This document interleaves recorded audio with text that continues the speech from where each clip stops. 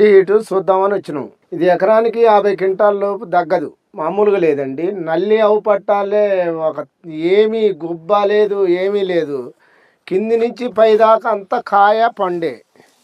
ఇప్పటి వరకు కూడా తోట పచ్చదనం తగ్గలేదు, ఇంకా కాస్తుంది. ఈ విత్తనం అందరూ వేసుకుంటే చాలా బాగుంటుంది. ఎకరానికి 45 నుంచి 50 తగ్గదు. ఇప్పటి వరకు కూడా పూత పిందె ఒక్కొక్క పూతలో 2 కాయలు వస్తున్నాయి, జంట కాయలు వస్తున్నాయి. మొత్తం జౌలు కాయ 2-3 కాయలు గుత్తులే కాస్తున్నాయి. ఇక చూడు ఎట్ట కాసిందో. విత్తనం రైతులందరూ వేసుకుంటే తక్కువ పెట్టుబడితోనే ఎక్కువ దిగుబడి తీస్తారు. కాబట్టి ఈ రెడ్ హీట్ అనే విత్తనాన్ని వేసుకుంటే రైతు వారిగా చాలా బాగుంటుందని నా కోరిక మేరకు చెప్తున్నా.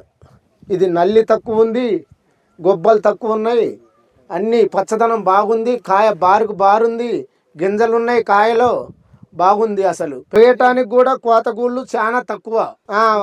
గుత్తి ఇక చూడు పండు ఎంత కలర్ ఉందో. ఈ పండు కూడా ఎర్ర చందనం ఉన్నట్టుంది. అసలు ఇంత పంట వస్తుందని మేము అనుకోలేదు. ఎకరానికి 45-50 క్వింటాలు వస్తుందండి. మళ్ళీ ఎడల్పు లేట్ వచ్చి బాగా కాసిందండి అని చెప్తారు వాళ్ళు కూలోళ్ళు.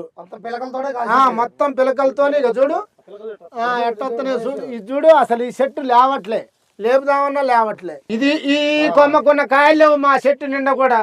ఇది కాసిందా లేకపోతే అతికిచ్చినయా అన్నమాట. ఇది టేప్ పెట్టి అతికిచ్చినట్టు కాసినాయి. చూడండి కాయ ఎంత బారుంది, ఎంత కలర్ ఉంది. ఈ ఇత్తనం కాసిందంటే ఈ ఆకులు తక్కువ ఉన్నాయి, కాయలు ఎక్కువ ఉన్నాయి. అది ఇత్తనంలో ఉన్న దమ్మే, రైతు దగ్గర దమ్ము కాదు. ఏనన్నా మనకి రైతుగా అవుపడితే ఇత్తనం జోలికి కూడా పోకూడదు. ఏనన్నా ఒక ఇంత కింద పడి కాసినా కూడా ఇంత డాగు రాలే కాయకి. రైతు వేసుకుంటే సంబరంగా పండించుకోవచ్చు. ఏ పెట్టుబడితో తక్కువ, మందు కట్టలు తక్కువ, బొచ్చడి కాయ బండి ఒక్కేడు 5 ఎకరాలు కొనొచ్చు, 4 ఎకరాలు ఎత్తే. మరిన్ని వివరాలకు మీ సమీపంలోని మృదా క్రాప్ సైన్సెస్ డీలర్ను సంప్రదించండి.